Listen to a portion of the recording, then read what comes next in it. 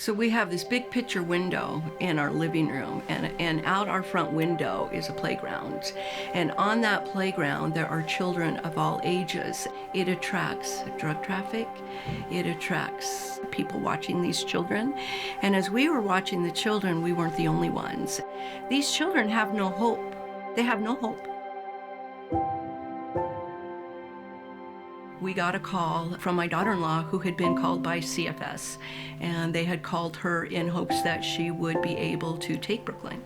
My daughter and son had just had a child, and they didn't know how to help, and so my daughter-in-law called me, and I immediately called CFS, and we had her 30 minutes later, and that was 2.5 years ago, and now we're permanent guardians. There was no question about it. It's what God wants us to do, and so that's what, there was really no question. And I'll be beef, okay? I get it. Yeah. So Brooklyn, do you remember when we would sometimes say we think we're kind of too old for you, and we would say, you can introduce us as your grandparents if you want? I said, no, you're my mom and dad. I was a bit stern with them because I'm like, I am not gonna let that happen. No, sir. That's not how I think of you guys at all.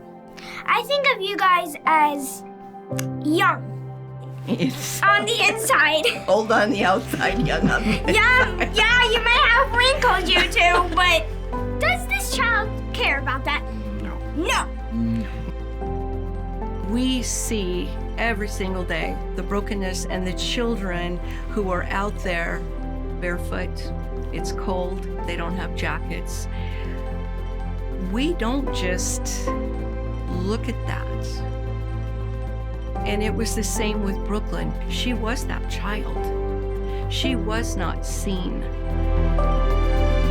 In order to come out on the other side, these kids need somebody to step up.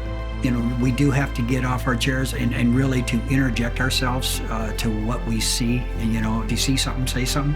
Right. We need to go a little bit past that and really fulfill our obligations, to this society. Mission. Empathy is only as good as it's a word, right? You two are really, boy, you're good, and we don't want to hear that. We want to see you alongside of us. That's what we want. That's our commission, right? Is to convince you of how worthy life truly is.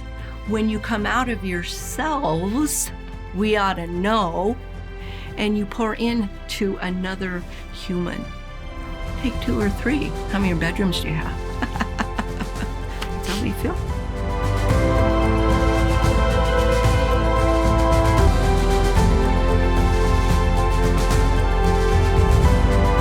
There's no time like a present. If we could wait until we could afford kids, we'd never have kids. This is that very same thing. If you're waiting for something, that day is never going to be perfect for you. It's now. The time is now.